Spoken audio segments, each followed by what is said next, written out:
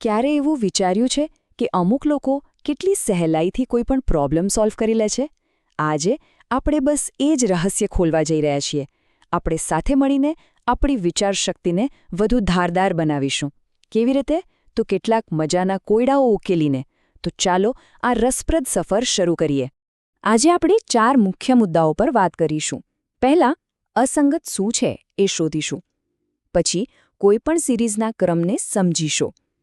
ત્રીજું, અલગ અલગ વસ્તુઓ વચ્ચે સંબંધ શોધવાનો પ્રયત્ન કરીશું. અને છેલ્લે એક ફટાફટ લોજિક રાઉન્ડ પણ હશે. તો વિભાગ 1, અસંગત શું છે તે શોધો. અહીં આપણે આપણી જાણકારીનો ઉપયોગ કરીને એ શોધવાનું છે જે બાકી બધાથી અલગ હોય.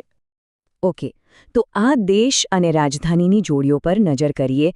ભારત, નવી દિલ્હી. Russia, Morocco. શ્રીલંકા, કોલંબો. અને ઇંગ્લેન્ડ, લંડન. આમાંથી એક જોડ ખોટી છે. વિચારો તો, કઈ હશે? અને જવાબ છે રશિયા, મોરોક્કો. કેમ કે જો, રશિયાની રાજધાની તો મોસ્કો છે. મોરોક્કો તો પોતે જ એક અલગ દેશ છે, ખરું ને?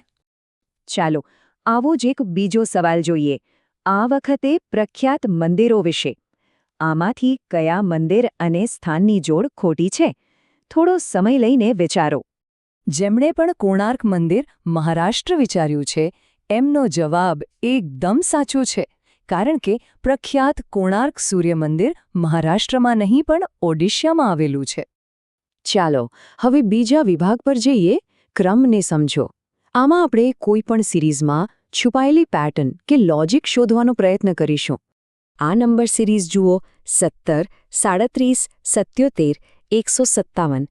એના પછી શું આવશે? પહેલી નજરે થોડું અટપટું લાગી શકે છે, પણ એની પાછળ એક ચોક્કસ ગણિતનો નિયમ છે. શોધી શકાય છે? તો જો, પેટર્ન એકદમ સિમ્પલ છે. દરેક નંબરને 2 વડે ગુણીને એમાં 3 ઉમેરવાના છે. જેમ કે 17 ગુણ્યા 2 વત્તા 3 એટલે 37. એ જ રીતે 157 ગુણ્યા 2 વત્તા 3 એટલે જવાબ આવશે 317. ઓકે, હવે થોડું અલગ. આ સિરીઝમાં નંબર અને અક્ષર બંને છે. 3F, 6G, 11H, 18I. તો પછી શું? આને સોલ્વ કરવા માટે નંબર્સ અને અક્ષરોને અલગ અલગ જોવા પડશે. અહીં ખરેખર તો 2 પેટર્ન એકસાથે ચાલી રહી છે. નંબર્સમાં શું થાય છે? પહેલા 3, પછી 5, પછી 7.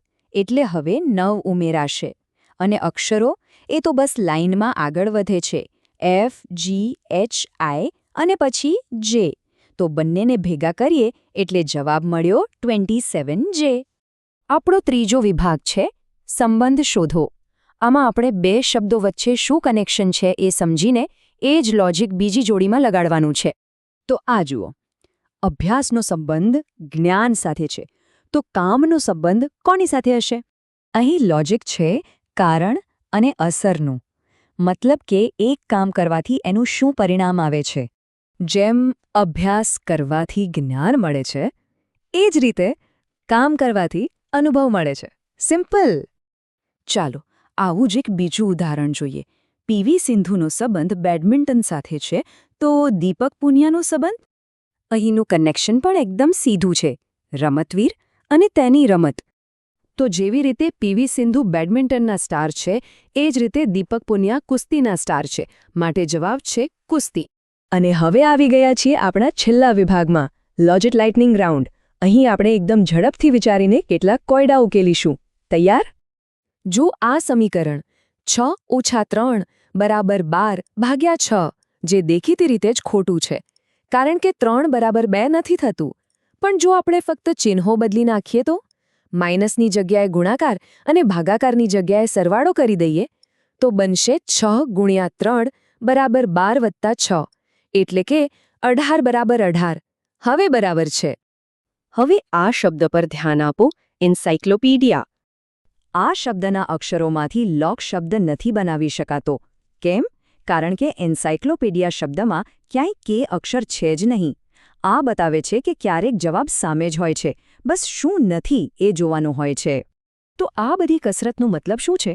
મતલબ એ છે કે પેટર્નમાં વિચારવું એ ખાલી કોયડા ઉકેલવા માટે નથી, પણ રોજિંદા જીવનની સમસ્યાઓ ઉકેલવા માટે પણ છે.